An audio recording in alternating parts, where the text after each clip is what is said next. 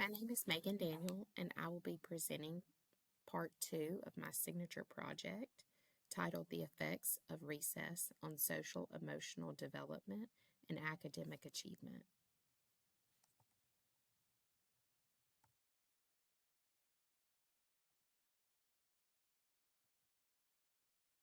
There are 2 identified problems related to this topic. The first one is the declining social emotional skills of elementary age students. The second identified problem is academic growth concerns. To begin, the social emotional skills children are lacking today are a major concern. Students are continuously showing a decline in the ability to problem solve or think critically. They are also showing a lack of empathy for others and a struggle when needing to collaborate with peers. Time for unstructured play, often called recess, is limited, eliminated, or reduced to allot an increased amount of time for instructional practices. When it comes to academic growth concerns, despite best effort, teachers and students are continuing to fall short on academic measures within districts and states across our nation. Students are showing deficiencies in core subjects like math and reading, despite increased interventions. The background data driving this research was gathered from classroom iReady testing from fall 2025 on the iReady diagnostic assessment. Students take this assessment at 3 different points in the school year, initially in the fall, again mid-year around Christmas break, and again finally in the springtime to show growth.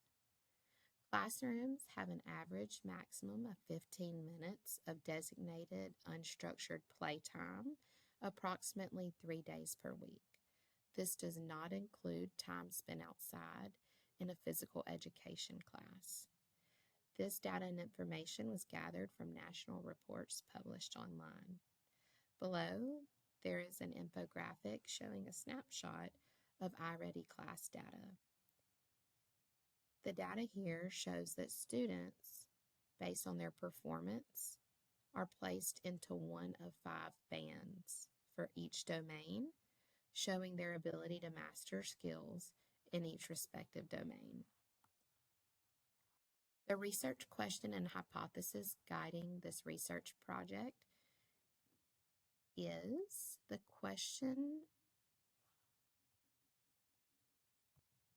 research question for this project is, does providing at least 30 minutes per day of unstructured play improve students' proficiency in core subject areas, and will it improve social emotional development? My hypothesis is that by providing elementary students with at least 30 minutes of unstructured play, there will be a positive impact on proficiency in core subjects as well as social and emotional development.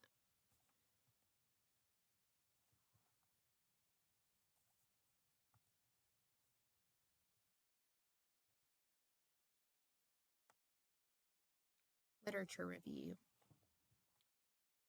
Numerous studies are showing that recess has many positive benefits on students and their overall school experience. We know from extensive research that play is a means for learning and development in young students as well as elementary age students. Students require regular opportunities for play that is unstructured. These opportunities improve situations where students can practice skills, work with peers, and collaborate to enrich problem-solving skills, and also allows for brain development. Children that have the opportunity to regularly participate in these forms of play for at least 30 minutes a day are able to develop stronger problem-solving skills, reasoning skills, critical thinking skills, as well as practice collaborating with others to solve problems academically and socially. The methodology used in this research project will be of a qualitative design. The chart showing below reflects the portions of a qualitative design. The study will include fifth graders from different classes in the same elementary school, but different homerooms. The participants involved and the sampling for this project will be as follows. There will be a cluster sampling technique used, and the sample will consist of 48 fifth graders. The procedures for this research project will include a continuation of standards-based instruction without any change to the curriculum or core programs. The set amount of instructured play, also known as recess, per day each week will remain the same. And there will be an equal availability to academic and play materials to support unstructured play among the children without intervention from the teacher. Validity and ethics. The instrument used to measure growth over time will be the iReady Adaptive Assessment, formerly known as the iReady Diagnostic Assessment. This is the same assessment that is formally administered 3 times over the course of a school year. As with any research, it is imperative to anticipate possible threats to validity. For the sake of this study, the possible threat would be disruptions to schedule and weather. Things often happen in a classroom or outside out of control.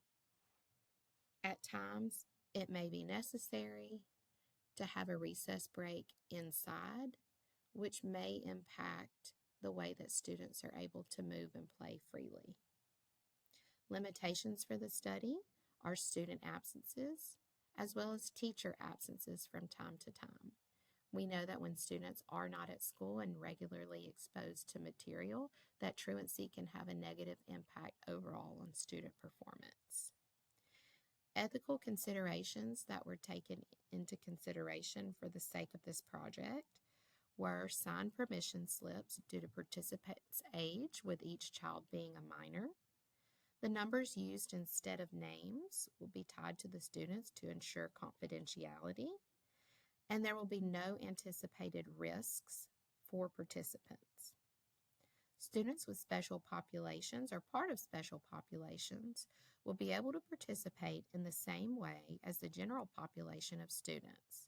Special populations will receive previously identified assistance. For example, this could include academic accommodations as outlined in an IEP or IELP. The expected results for this study would be an increased physical activity for students, increased opportunities for social emotional interactions, resulting in fewer social emotional related behavior infractions. It is also expected that students in the 5th grade will see an increase in the ability to show proficiency on math and reading iReady assessments after 6 to 8 weeks when the study has concluded.